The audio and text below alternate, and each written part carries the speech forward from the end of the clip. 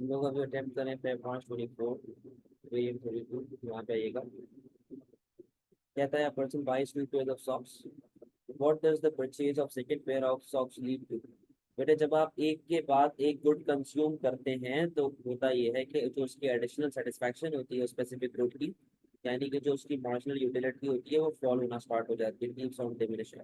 तो आपको लॉ भी याद होना चाहिए, law of diminishing marginal utility वाला। तो क्या चीज़ आपकी डिक्रीज होना स्टार्ट हो जाएगी, decrease in marginal utility.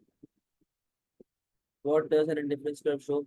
Indifference curve shows the combination of output that yields same level of satisfaction, whereas the consumption bundle at which consumer operates is different.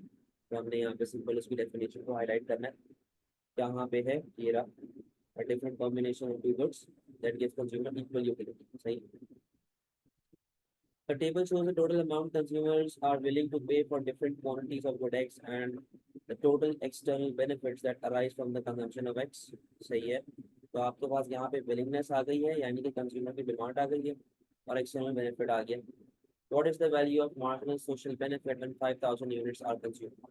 कहता है कि आपके मार्जिनल सोशल बेनिफिट की क्या value है जब आपके पास 5000 unit consume हो रहे हैं। तो बेटा यहाँ पर जरा देखिएगा, हम लोग क्या करेंगे, हम लोग यहाँ पे क्या करेंगे भाई, हम लोग जितनी भी कंज्यूमर की विलिंगनेस है, सही है, जितना भी हमारे पास, ये देखें एक्सटर्नल बेनिफिट आ गया ना एक, कोई हमें सोशल बेनिफिट चाहिए, हमें क्या चाहिए, सोशल बेनिफिट चाहिए। तो मैं जरा कैलकुलेटर यूज कर लूँ, एक सेकंड जरा रुकिएगा। क्वेश्चन नंबर 3 आपसे ये कहता है कि आपके पास total amount of consumer willingness given है, आपके पास डिफरेंट क्वांटिटीज गिवन है, आपके पास टोटल एक्सटर्नल बेनिफिट गिवन है। तो कहता है कि यार मुझे ये बताओ कि 5000 यूनिट्स पे आपकी मार्जिनल सोशल बेनिफिट क्या आ रही है। तो देखिए यहाँ पे कंज्यूमर की विलिंगनेस, जैसे कि मैंने आपको बताया था, यहाँ पे कंज्यूमर की विलिंगनेस आ रही है और इस साथ में एक्सटर्नल बेनिफिट आ रहा है। तो आप सबको जरा ऐड अप करते रहे, नेट अमाउंट निकालते रहे। ये आ जाएगा 120। ये कितना बनता है, 180 प्लस 218, 240 प्लस 54, 294 प्लस 68, 348 और 380। ठीक है। अच्छा अब वो आपसे ये पूछ रहा है कि जब आप 5000 यूनिट कंज्यूम करते हैं तो आपके पास क्या मार्जिनल सोशल बेनिफिट आती है। तो बेटा मार्जिनल सोशल बेनिफिट का मतलब होता है एडिशनल बेनिफिट जो आपको मिल रहा होता है। अब आप ये देखो, जब आप फोर्थ यूनिट से फिफ्थ पे जाते हो, यानी कि 348 से 380 पे जाते हैं, तो कितने का डिफरेंस आपके पास आ रहा है, आपके पास 22,000 का डिफरेंस है। ठीक है। The statement and the table provide information about production function. The production function represents the amount of dash obtainable from each combination of dash and can be used to give information about dash. तो ये आपको fill in the blank करना है, which words correctly complete gaps 1, 2 and 3. The production function represents the amount of dash obtainable. बेटा production function आपको बताता है कि आप कितना इनपुट लगाए कितना आउटपुट प्रोड्यूस करेंगे। तो आपको यहाँ पे लिखना है the production function represents the amount of output obtainable from each combination of input. बेटा आप कितना इनपुट लगा के कितना आउटपुट कंज्यूम करते हैं, कितना आउटपुट आप प्रोड्यूस करते हैं, कितना इनपुट लगा के, and can be use to give information about. बेटा आपको प्रोडक्शन फंक्शन पढ़ाया गया था इकोनॉमीज ऑफ स्केल के चैप्टर में, यानी कि कहाँ पे पढ़ाया गया था, रिटर्न्स टू स्केल। तो output input and returns to scale, तो answer is C. Two firms selling the same time of product, same type of product, find it more efficient to merge। कहता है कि दो दुकानें जो सेम प्रोडक्ट बेचती हैं वो ज्यादा एफिशिएंट होती हैं जब मर्ज कर जाती हैं। तो कहता है कि which combination describes how the merged firms average cost of production and demand curve are expected to change. बेटा एक चीज को जरा समझना, जब दो फर्म आपस में मर्ज कर जाती हैं तो ये बन जाती है मोनोपोली। सही है। और मोनोपोली की डिमांड हमेशा कैसी होती है, वो हमेशा इनइलास्टिक होती है। सही है। तो आंसर आपका बी या डी में से कोई है कि हमेशा इनइलास्टिक। प्लस बेटा जब आप दो फर्म्स को साथ मिल जाते हैं तो आपको इकोनॉमीज ऑफ स्केल का बेनिफिट मिलता है, यानी कि आपकी एवरेज कॉस्ट जो है वो फॉल होना स्टार्ट हो जाएगी। Answer will be B. 6 के ऊपर है। The diagram shows cost and revenue of a firm operating in an imperfect market. The firm is currently producing at profit maximising level of output, यानी कि वो M C is equals to M R पे यहाँ पर operate कर रहा है, ठीक है, M C is equals to M R पे ऑपरेट कर रहा है। It wishes to produce at sales maximizing level of output। बेटा sales maximising level of output का मतलब क्या है कि आप मैक्सिमम कितना माल बेच सकते हैं विदाउट इनकरिंग लॉस, और sales maximising level of output कितना आ रहा है आपके पास E1, ठीक है, यानी कि कितना माल आप बेच सकते हैं विदाउट इनकरिंग लॉस। आगे कहता है what would be the change in its output. बेटा पहले वो कहाँ पे ऑपरेट करा था, वो ऑपरेट करा था M C is equal to M R पे, सही है। अब वो ऑपरेट कर रहा है sales quantity, sales maximising level of output, यानी कि अब वो कितनी क्वांटिटी प्रोड्यूस कर रहा है, अब वो जेड तक क्वांटिटी प्रोड्यूस कर रहा है, सही है। तो वो आपसे पूछता है कि यार आप कहाँ से कहाँ गए, आप किस लेवल से किस लेवल तक गए। बेटा आप पहले ओ डब्ल्यू पे प्रोडक्शन कर रहे थे, अब आप किस पे प्रोडक्शन कर रहे हैं, ओ जेड पे प्रोडक्शन कर रहे हैं, यानी कि आप ओ डब्ल्यू से ओ जेड पे चले जाएंगे। 7 in which market structure is dynamic efficiency least likely to occur। बेटा ओलिगोपोली में आपके पास डायनेमिक एफिशिएंसी होती है, मोनोपोलिस्टिक में होती है, मोनोपोली में होती है, परफेक्टली कंपैरेटिव में लीस्ट लाइकली चांस होते हैं कि डायनेमिक एफिशिएंसी अचीव हो, क्योंकि ऑलरेडी सबके पास परफेक्ट नॉलेज होती है, तो वहां पर एज सच डायनेमिक एफिशिएंसी का मिलना मुश्किल। Which type of employment contract is more likely to overcome the principal agent problem। कहता है कौन सा एम्प्लॉयमेंट कॉन्ट्रैक्ट आपके पास होना चाहिए जो प्रिंसिपल एजेंट प्रॉब्लम को पैदा नहीं करेगा। प्रिंसिपल एजेंट प्रॉब्लम क्या होता था कि जब प्रिंसिपल और एजेंट के बीच में फड्डा होता था, प्रिंसिपल कौन बंदा जिसके लिए डिसीजन लिया जा रहा होता है, एजेंट वो बंदा जो डिसीजन ले रहा होता है। For example share holder and director. Share holder बोलता है हमारा डिविडेंड बढ़ाओ, डायरेक्टर कहता है कि नहीं चाहिए, हमें बिजनेस एक्सपेंड करना है, डिविडेंड नहीं बढ़ा सकते, तो फड्डा हो गया, प्रिंसिपल एजेंट प्रॉब्लम। तो कहता है कि यार कौन सा टाइप ऑफ एम्प्लॉयमेंट कॉन्ट्रैक्ट होना चाहिए जो प्रिंसिपल एजेंट प्रॉब्लम को ओवरकम कर देगा, यानी कि प्रिंसिपल एजेंट प्रॉब्लम को होने से रोकेगा। अच्छा, increasing monthly salaries of waiters in a restaurant to decrease their dependence on tips from customers. बेटा टिप जो होती है ना, टिप वो वेटर की अपनी कमाई होती है, वो कस्टमर अपनी जेब से देता है वहां पर। अब देखो ना, अगर आप टिप रोक दोगे अपने वर्कर्स की, अपने वेटर्स की, तो वेटर्स का तो मुंह बन जाएगा, वेटर बोलेगा कि यार फिक्स सैलरी पे मैं क्यों काम करूं भाई, जब मुझे मेरा कंज्यूमर मेरा कस्टमर टिप दे रहा है, तुम्हें क्या मसला है।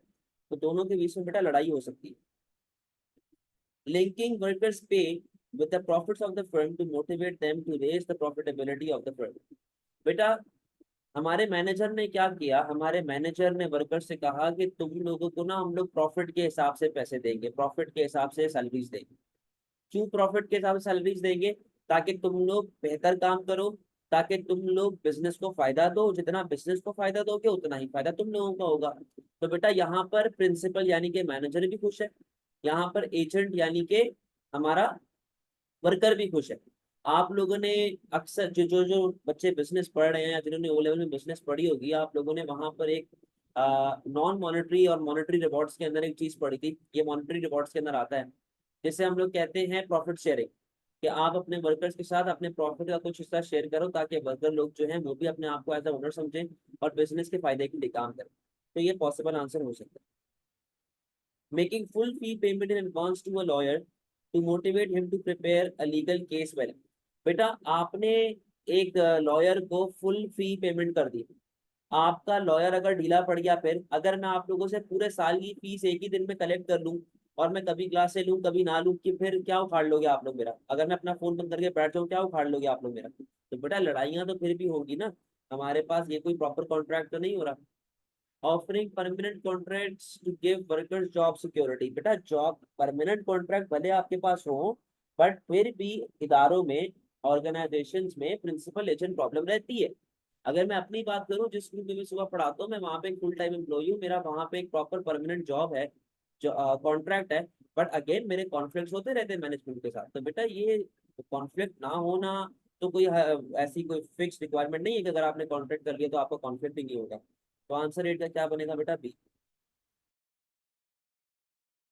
चले जी 9 की तरफ बढ़ते हैं। 9 आपसे क्या कहता है कि company R manufacture steel, company S produces ships, D operates oil tankers और बी ऑपरेट्स क्रूज लाइनर्स, ठीक है। क्रूज लाइनर्स बड़ी बड़ी शिप्स होती हैं जो कि ट्रांसपोर्टेशन वगैरह के लिए यूज होती हैं।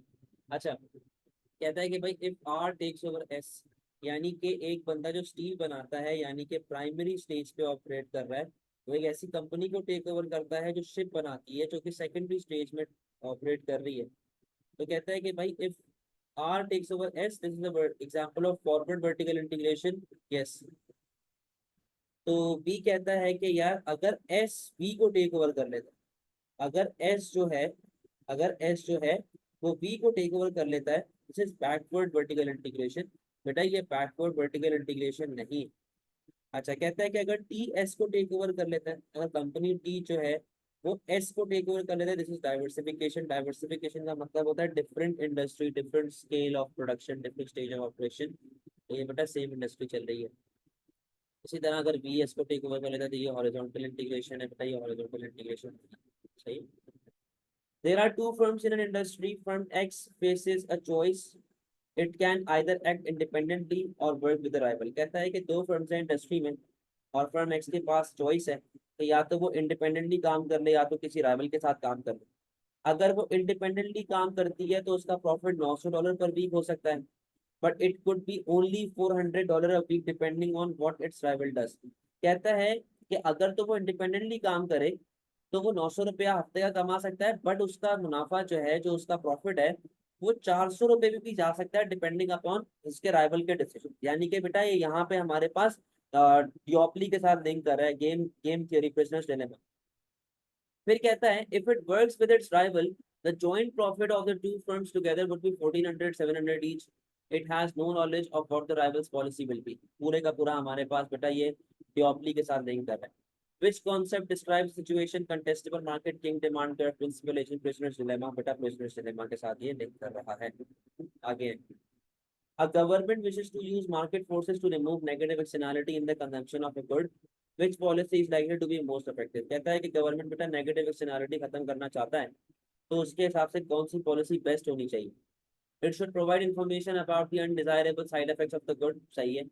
It should give producers a subsidy to allow consumer to purchase the product more cheaply. ठीक है, आगे बढ़ते हैं।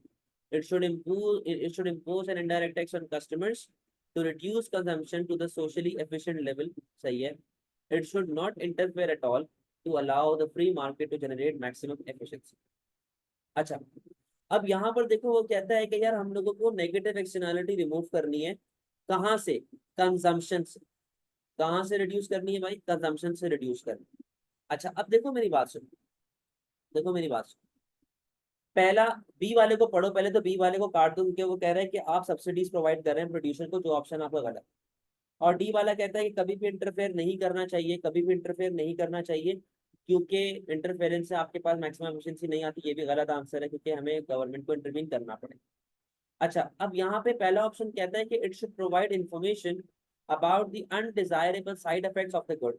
और सी कहता है it should impose an indirect tax on customers to reduce consumption to the socially efficient level.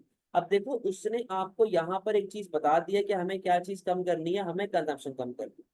और consumption का पॉइंट कहाँ से लिंक हो रहा है? यहाँ से लिंक हो रहा है टू रिड्यूस कंजम्पशन, जहाँ पे उसने ये बात क्लियरली बता दी है कि जब आप इनडायरेक्ट टैक्सेस लगाएंगे तो उससे आपकी कंजम्पशन कम होगी। तो यहाँ पर जो आंसर आपका बनेगा वो सी बनेगा। A government decides to replace a private company with its own company to collect household waste. Why could such action be justified? बेटा गवर्नमेंट ने एक प्राइवेट इदारे को हटा के अपनी कंपनी लगा दी है जो कि कचरा वगैरह जमा करेगी, तो ये जस्टिफाइड क्यों है भाई? Waste collection is a public good. भाई का गवर्नमेंट जमादार है क्या कि वो पब्लिक गुड जो है वो कचरा जमा करती रहेगी और वो पब्लिक गुड है? बेटा वेस्ट जो होता है वो भी लिमिटेड होता है। सही है, हर बंदे का अपने हिसाब से चल रहा होता है, एक्सक्लूडेबल होता है। Cost of waste collection are bound to be lower if paid out of local taxes. बेटा ऐसी कोई इन्फॉर्मेशन हमें यहाँ पे नहीं given. Private companies are always less efficient than government companies. बेटा अगर एक प्राइवेट कंपनी कचरा उठा रही है तो वो उसके पैसे ले रही है, वो फ्री में काम नहीं कर रही। तो फ्री में काम नहीं कर रही तो लेस एफिशिएंट नहीं होगी, क्योंकि प्राइवेट कंपनी हमेशा ज्यादा एफिशिएंट होती है गवर्नमेंट के इदारों से। प्राइवेट इदारे हमेशा गवर्नमेंट से ज्यादा एफिशिएंट होते हैं। Private companies might put profit before customer. Government जो है वो सर्विस प्रोवाइड करता है, गवर्नमेंट कभी भी प्रॉफिटेबिलिटी के पीछे नहीं भागता। फिर जी, what is a failure of government micro economic intervention? बेटा कहाँ पर हमारे पास गवर्नमेंट जो है वो फेल होना स्टार्ट हो जाएगी? And indirect tax equal to external cost is imposed on cigarette and demand falls. बेटा अगर आप इक्वल लगाते हैं, याद करें मैंने पॉलिसी में बताया है कि जब इक्वल लगाओगे तो आपका एक्सटर्नल कॉस्ट खत्म हो जाएगा, तो यहाँ पर गवर्नमेंट फेल नहीं होगी। तो मैं लिख देता हूँ नोट, ठीक है, यहाँ पे गवर्नमेंट फेल नहीं होगी। Limits are placed on a trade unions restrictions that increase labour mobility. बेटा गवर्नमेंट ने ट्रेड यूनियन के ऊपर जो है वो जो उनकी रिस्ट्रिक्शंस है उनके ऊपर लिमिट लगा दी है, ताकि जो हमारा लेबर है वो फ्रीली मूव कर सके, डिफरेंट जगहों पे जा सके, डिफरेंट काम कर सके। तो यहाँ पर भी हमारी गवर्नमेंट फेल नहीं होगी। Price control on bread are remove which allow a free market to operate. बेटा प्राइस कंट्रोल यानी कि ब्रेड पे मैक्सिमम प्राइस लगी हुई थी, गवर्नमेंट ने उसे हटा दिया, तो खुला डिमांड सप्लाई के हिसाब से काम चल रहा है, तो यहाँ पर भी गवर्नमेंट फेल नहीं होगी। Tariffs are imposed on imported goods which cause the Gini coefficient to increase. बेटा जीनी कोफिशिएंट जब इंक्रीज होता है तो आपके मुल्क में इनकम इनइक्वालिटी बढ़ती है, आपके मुल्क में इनकम इनइक्वालिटी बढ़ती है। तो ये आपका आंसर बन जाएगा कि यहाँ पे बेटा टैरिफ को इम्पोज कर रहे हैं जिससे आपके पास जीनी कोफिशिएंट के लिहाज से इनकम इनइक्वालिटी बढ़ेगी। What would shift the marginal revenue product curve for worker producing electric vehicle to the right? बेटा मार्जिनल रेवेन्यू प्रोडक्ट जो होता है ना हमारे लेबर का, वो होता है demand curve of labour, demand curve of labour, MRP. ठीक है, क्या बोलते हैं इसको, एमआरपी। अच्छा कहता है कि ये राइट वर्ड कैसे जाएगा भाई, तो देखिएगा decrease in the price of petrol vehicle, तो बेटा उससे वर्कर्स की तो उल्टा डिमांड, डिमांड कम होगी, उससे हमारे पास वर्कर की डिमांड कम होगी। कैसे कम होगी, क्योंकि लोग इलेक्ट्रिक व्हीकल छोड़ के पेट्रोल वाली गाड़ी पे जाएंगे, और जितना भी हमारा प्रोड्यूसर है उसको पेट्रोल की गाड़ी बनानी पड़ेगी, तो उसके लिए ज्यादा लेबर डिमांड करेगा। तो बेटा इधर तो इसकी वजह से इलेक्ट्रिक व्हीकल्स की डिमांड फॉर लेबर कम होनी चाहिए, हमें क्या करना है, बढ़ाना है हमने। सही है, हमने बढ़ाना है, राइट पूछ रहा है ना वो। आगे है decrease in the productivity of electric vehicles of worker, बेटा इससे आपकी डिमांड फॉल होगी। फिर कहता है and increase in the price of electric vehicles, बेटा इससे हमारे मार्जिनल रेवेन्यू प्रोडक्ट पे क्या इफेक्ट पड़ेगा, मेरी बात सुनो। एमआरपी दो चीजों को मिला के बनता है, M R multiply by M P. सही है बेटा, जब आपके पास इलेक्ट्रिक व्हीकल्स की प्राइस बढ़ेगी, जब आपके पास इलेक्ट्रिक व्हीकल्स की प्राइस बढ़ेगी तो पॉसिबल चांसेस है कि आपका रेवेन्यू बढ़े। ठीक है, आपका रेवेन्यू बढ़े, तो बेटा आपका एमआरपी तो बढ़ेगा ना, आपका मार्जिनल रेवेन्यू बढ़ेगा। ये आपका अपनी जगह पर सेम है, तो बेटा आपके एमआरपी पे क्या इफेक्ट आएगा, आपका एमआरपी जो है वो बढ़ना स्टार्ट हो जाएगा। इसकी एग्जांपल लेते हैं। फॉर एग्जांपल प्राइस चल रही थी पहले 10 रुपए, मैं 5 यूनिट प्रोड्यूस करता हूँ तो लेबर का एमआरपी कितना आ गया, 50। प्राइस हमारे पास बढ़ के हो गई है 20, प्रोडक्टिविटी लेबर की अभी भी उतनी है, मैं ये एज्यूम करूँ चलो लेबर की प्रोडक्टिविटी अभी भी उतनी है, 5 यूनिट है, बट बेटा उसके बावजूद हमारे एमआरपी पे क्या इफेक्ट पड़ रहा है, हमारा एमआरपी बढ़ रहा है, हमारा मार्जिनल रेवेन्यू प्रोडक्ट बढ़ रहा है। समझे बात को, तो ये हमारे पास पॉसिबल आंसर हो सकता है। And increase in the wage rate of electric vehicle of worker, बेटा इससे आपके पास डिमांड के अंदर कॉन्ट्रैक्शन आती है, अगर वेज रेट बढ़ेगा तो कॉन्ट्रैक्शन आएगी, तो आंसर इज सी। 15 पे आइएगा, the diagram shows perfectly comparative firms average product of labour and marginal product of labour. How many workers will the firm, how many workers, 15 पे आइएगा, the diagram shows the perfectly comparative firms average product of labor and marginal product of labor (MPL) curves. How many workers will the firm employ at a wage of W? बेटा firm हमेशा operate करती है profit maximising level of employment पे, that is MCL is equals to MRP। ठीक है, और आप perfectly comparative market पे ऑपरेट करते हैं तो ये आपके पास वेजेस आ गया, supply of labour, average cost of labour is equals to marginal cost of labour. सही है, तो MCL is equals to MRP, MP यहाँ पे आप ऑपरेट करेंगे ON3 के ऊपर, तो ये आपकी इक्विलिब्रियम पोजीशन आ जाएगी यहाँ पर। Which change is likely to result in a decrease in demand for money? कहता है ऐसा क्या हो जिसकी वजह से बेटा डिमांड फॉर मनी आपके पास कम हो जाए, जिसकी वजह से आपके पास डिमांड फॉर मनी कम होना स्टार्ट हो जाए। तो यहाँ पर देखिएगा जरा, पहला ऑप्शन क्या कहता है, decrease in the use of credit card by consumers. तो बेटा हमारे तो इससे फिर कैश जो है वो बढ़ेगा ना, इससे तो हमारा कैश बढ़ेगा, डिमांड फॉर मनी बढ़ेगी। इसको मैं एमडी लिख देता हूँ, एमडी, एमडी बढ़ेगी, क्योंकि जब लोग क्रेडिट कार्ड यूज करना छोड़ेंगे तो कैश के ऊपर ही जाएंगे ना, तो उससे एमडी बढ़ेगी, वो हमसे पूछ रहा है डिक्रीज होनी चाहिए। फिर कहता है switch from monthly to weekly payment of wage. बेटा याद करो ट्रांजैक्शन प्रिकॉशन स्पेकुलेशन, आपको ये बात बताई थी कि एक वर्कर है, अगर उसको महीने महीने पैसे मिलेंगे तो वो एक ही बार जाके खर्चा करेगा, वीकली वीकली पैसे मिलेंगे तो वो हर वीक जाके खर्चा करेगा, डेली पैसे मिलेंगे तो वो डेली जाके खर्चा करेगा। तो जितनी फ्रीक्वेंसी ऑफ पेमेंट बढ़ती रहती है उतनी ज्यादा आपकी डिमांड फॉर मनी भी बढ़ती रहती है। तो यस, ये आपका पॉसिबल आंसर है। डिक्रीज इन इंटरेस्ट रेट, बेटा डिक्रीज इन इंटरेस्ट रेट होगा तो स्पेंडिंग आपकी बढ़ेगी, स्पेंडिंग बढ़ने की वजह से आपकी डिमांड फॉर मनी जो है वो बेटा बढ़ जाती है। Increase in the perceived risk involve in holding government bond, तो बेटा जब गवर्नमेंट बॉन्ड रिस्की है तो लोग फिर पैसों को स्पेंड करेंगे, बॉन्ड वगैरह नहीं लेंगे। Which combination of factors is most likely to lead to a decrease in structural unemployment? बेटा structural unemployment क्या होती है कि जब पूरे क्या कहते हैं पूरे इकोनॉमी में या पूरी इंडस्ट्री में जब इफेक्ट आए, तो कहता है कौन सा ऐसा कॉम्बिनेशन है जिसकी वजह से स्ट्रक्चरल अनएम्प्लॉयमेंट डिक्रीज हो जाएगी। पहले कहता है a fall in inflation and an increase in lending, बेटा फॉल इन इन्फ्लेशन से आपके पास सिक्लिकल अनएम्प्लॉयमेंट पे अफेक्ट आता है जहां पर वो रिसेशन वगैरह की बात चल रही है। फिर कहता है fall in real veg, a fall in real wage and an increase in subsidies for technological improvement, बेटा टेक्नोलॉजिकल इंप्रूवमेंट के लिए सब्सिडी दे रहे हो उससे तो और अनएम्प्लॉयमेंट बढ़ेगी। याद करें स्ट्रक्चरल अनएम्प्लॉयमेंट का वन ऑफ द रीजंस क्या होते थे, one of the reason structural unemployment का होता था टेक्नोलॉजिकल अनएम्प्लॉयमेंट, याद करो। फिर हमारे पास क्या लिखा हुआ है भाई, फिर लिखा हुआ है and increase in tariff and lower taxes for new business, बेटा अगर टैक्सेस बढ़ेंगे तो इम्पोर्ट कम होगी, लोग लोकल पे आना स्टार्ट करेंगे। जब आप नए बिजनेसेस पे कम टैक्सेस लगाएंगे तो उससे ज्यादा बिजनेसेस इनकरेज होंगे और सप्लाई हमारे पास बढ़ना स्टार्ट हो जाएगी। तो बेटा इससे हमारा स्ट्रक्चरल अनएम्प्लॉयमेंट फॉल हो सकता है। डी लिखा हुआ है the introduction of a national minimum wage and better working condition, बेटा नेशनल मिनिमम वेज में हमेशा वेजेस बढ़ाई जाती है। बेटर वर्किंग कंडीशंस के अंदर बिजनेस के ऊपर खर्चा पड़ेगा कि वर्कर को ज्यादा अच्छी वर्किंग कंडीशन देनी है, यानी कि उनको खर्चा पड़ेगा तो उनकी जो ओवरऑल कॉस्ट ऑफ प्रोडक्शन है वो बढ़ेगी, जिससे और बेरोजगारी बढ़ने का खतरा है। तो आंसर आपका क्या बनेगा 17 का सी। Why might country X have a higher national rate of unemployment than country Y? कहता है कंट्री एक्स में ज्यादा रेट ऑफ अनएम्प्लॉयमेंट क्यों हो सकता है as compare to country Y. कहता है भाई पहला there is a higher level of trade unionisation in X, कहता है कि हमारे पास कंट्री एक्स में ज्यादा ट्रेड यूनियन वगैरह बैठी हुई है, ठीक है।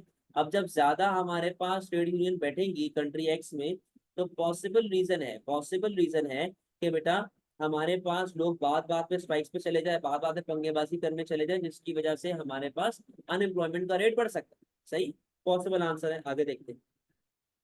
There is no training and education in country X, तो बेटा फिर अनएम्प्लॉयमेंट तो कम होनी चाहिए ना एक्स में अगर एजुकेशन ट्रेनिंग ज्यादा है। Greater incentive to find work in country X, तो बेटा ज्यादा लोग विलिंग टू वर्क होने चाहिए, ज्यादा लोग विलिंग टू वर्क होने चाहिए। Higher level of job vacancy information in X, तो बेटा वापस से वही बात है कि लोगों के पास नौकरियां होनी चाहिए थी, यहाँ पर तो लोगों के पास नौकरियां ही नहीं। Over the period of a year, nominal income increased by 2%, inflation was 3%, and population increased by 1%. Which statement is correct? कहता है कौन सी स्टेटमेंट आपके पास करेक्ट। कहता है भाई रियल इनकम इंक्रीज बाय 2% पर हेड, डिक्रीज बाय सॉरी, तो कहता है real income increase by 1% per head, real income increase by 4% per head, और there was no change in real income per head. अच्छा अब मेरी बात सुनो, मेरी बात सुनना जरा बेटा, ये जो आपके पास 2% है ना, ये जो आपके पास 2% है, इसको ऐसे समझो कि ये पूरी इकोनॉमी की गिवन। कहता है कि national nominal national income increase bye 2%, तो पूरी इकोनॉमी की आपके पास 2% से नॉमिनल इनकम बढ़ गई, ठीक है। आपके पास महंगाई बढ़ी है 3%, आपके पास महंगाई कितने से बढ़ रही है भाई, आपके पास महंगाई बढ़ रही है 3% से, यानी कि आपकी रियल इनकम जो है वो 1% से फॉल हो गई। पहली बात तो इसको समझते हैं कि आपके पास जो रियल इनकम है वो आपकी 1% से फॉल हो गई। अच्छा बेटा एट द सेम टाइम आपकी रियल इनकम कितने से फॉल हो गई है, आपकी रियल इनकम बेटा 1% से फॉल हो गई है, यानी कि माइनस में चल रही है। एट द सेम टाइम आपकी पॉपुलेशन जो है वो 1% से बढ़ गई, यानी कि बेटा जब आपके पास पॉपुलेशन 1% से बढ़ी है तो वही वाली बात है कि आपका जीडीपी पर हेड 1% से फॉल हुआ होगा। अगर आपकी पॉपुलेशन 1% से बढ़ी है तो आपका जीडीपी पर हेड 1% से फॉल हुआ होगा, यानी कि आपकी इनकम जो रियल इनकम है वो भी 1% से फॉल हुई होगी। तो बेटा 1% प्लस 1%, आपका जो ओवरऑल नेट नेगेटिव इम्पैक्ट आ रहा है वो कितने का आ रहा है, -2% का। तो answer is a. What is likely to be the most effective policy to reduce inflation caused by a rapid rise in import prices? कहता है कि बेटा अगर आपके पास import prices बढ़ जाती है तो मोस्ट इफेक्टिव पॉलिसी क्या होनी चाहिए जिससे आप इन्फ्लेशन को रोक सकें। तो बेटा हमने इन्फ्लेशन वगैरह को देखने के लिए क्या कहते हैं स्विचिंग और डैम्पनिंग पॉलिसी के बारे में बहुत डिटेल में पढ़ा हुआ है। तो कहता है कि अगर इम्पोर्ट की प्राइस बढ़ने से इन्फ्लेशन आ रही है तो सबसे इफेक्टिव पॉलिसी कौन सी है। कहता है a decrease in the domestic rate of interest. बेटा जब डोमेस्टिक रेट ऑफ इंटरेस्ट कम होता है तो उससे एग्रीगेट डिमांड बढ़ती है, अपने ही मुल्क में प्राइसेस बढ़ेंगी, तो हम लोग इन्फ्लेशन को कम करने के बजाय बढ़ाएंगे थोड़ी। Decrease in the rate of income tax, again बेटा इससे आपकी कंजम्पशन बढ़ेगा, आपका एग्रीगेट डिमांड बढ़ेगा, आपकी प्राइस सही। Increase in trade tariff on import, बेटा अगेन वही बात है कि लोग फिर डोमेस्टिक पे आना स्टार्ट करेंगे और डोमेस्टिक पे जब आना स्टार्ट करेंगे तो उससे आपका कंजम्पशन बढ़ेगा, एडी बढ़ेगा, वापस से प्राइसेस बढ़ेगा सही। रीवैल्यूएशन ऑफ एक्सचेंज रेट, बेटा रीवैल्यूएशन ऑफ एक्सचेंज रेट का मतलब क्या है कि आपने वैल्यू ऑफ करेंसी को इंक्रीज कर दिया, आपने वैल्यू ऑफ करेंसी को इंक्रीज कर दिया। तो बेटा जब आप वैल्यू ऑफ करेंसी को इंक्रीज करेंगे तो पहली बात तो ये है कि आपके एक्सपोर्ट्स फॉल होना स्टार्ट हो जाएंगे, आपके एक्सपोर्ट्स फॉल होंगे। एक्सपोर्ट्स फॉल होंगे तो एग्रीगेट डिमांड कम होगी और आपके मुल्क में इन्फ्लेशन जो है वो कम होना स्टार्ट हो जाएगी।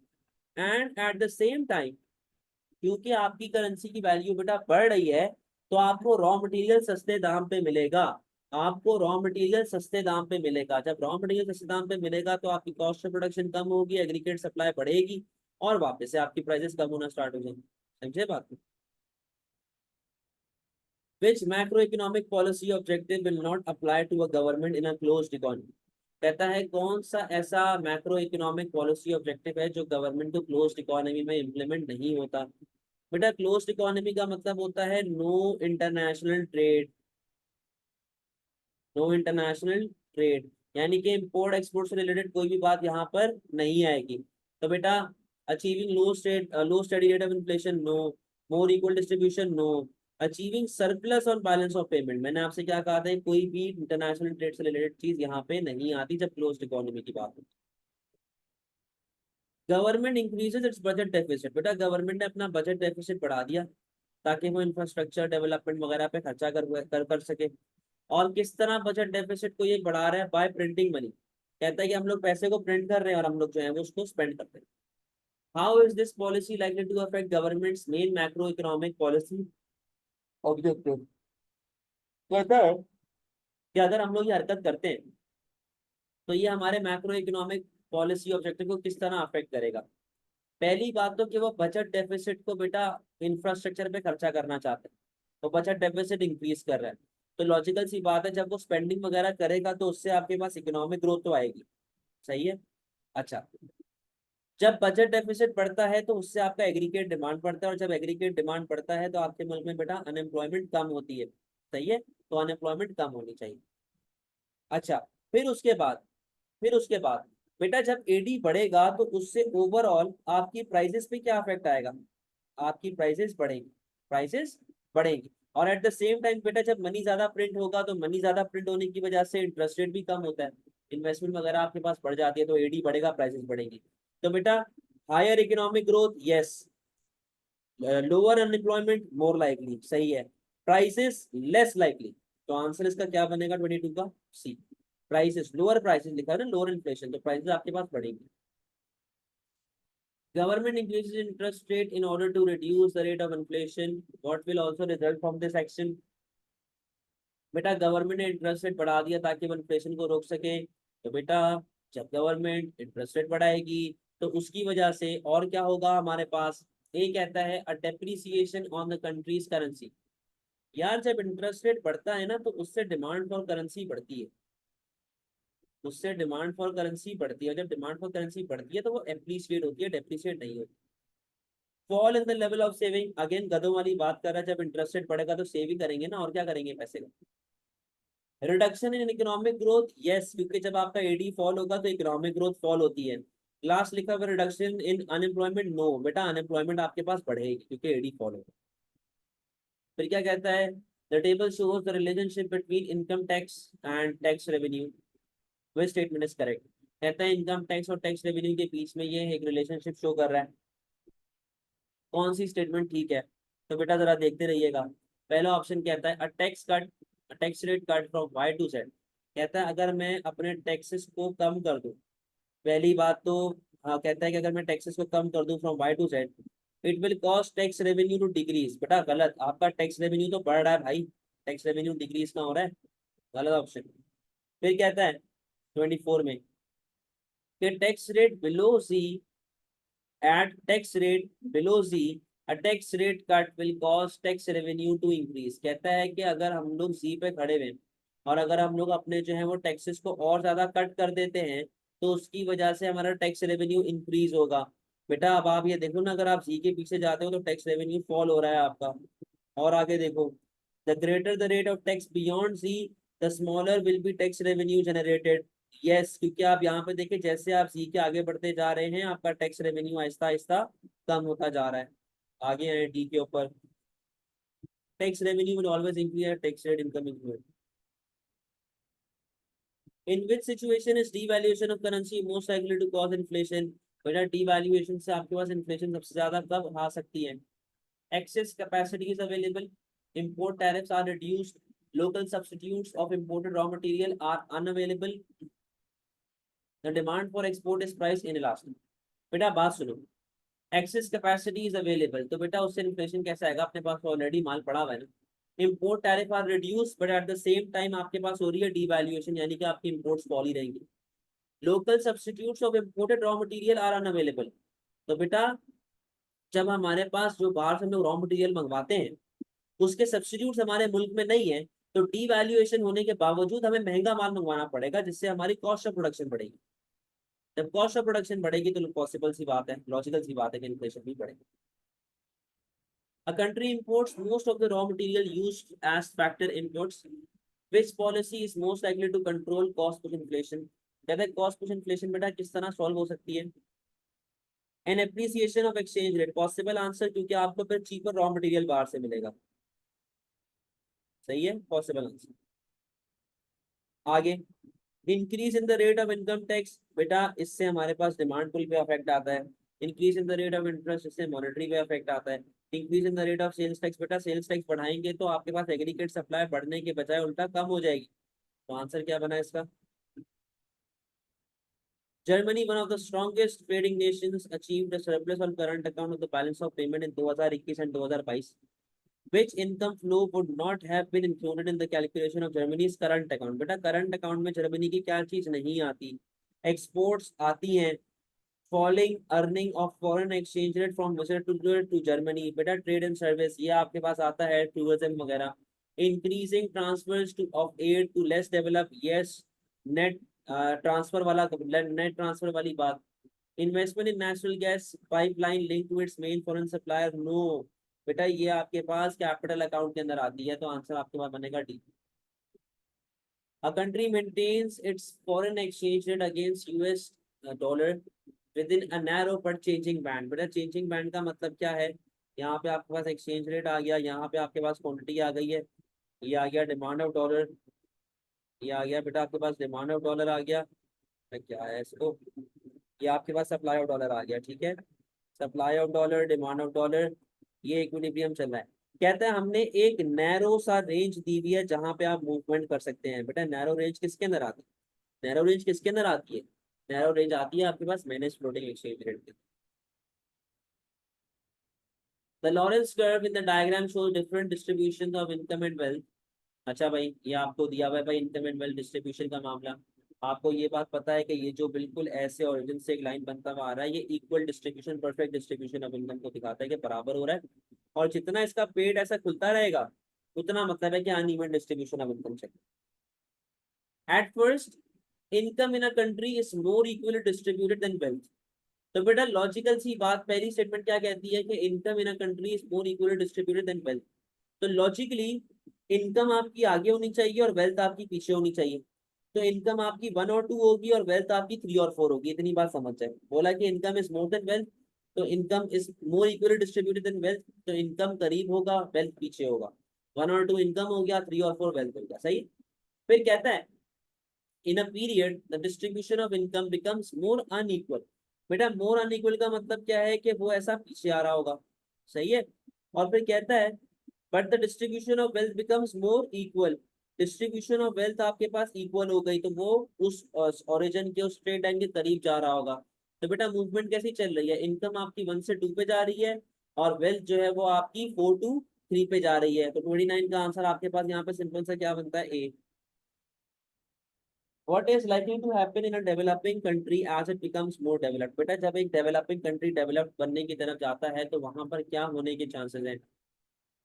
Lower percentage of people will go to university, no बेटा more people will go to university. Average life expectancy will rise, बेटा आपने ये बात पढ़ी है, डेवलप्ड नेशन में लाइफ एक्सपेक्टेंसी ज्यादा होती है। Rate of population growth will increase, बेटा लाजमी नहीं है। और जब आप डेवलप करते हैं तो पॉपुलेशन ग्रोथ आपके पास एक एवरेज रहती है, कम रहती है बल्कि। Tertiary sector will decline in importance, बेटा tertiary sector will grow in importance, decline नहीं हो। ठीक है, तो आंसर आता है इसका भी। तो यहाँ पर बेटा ये आपका फेब मार्क्स वाला पेपर एंड होता है।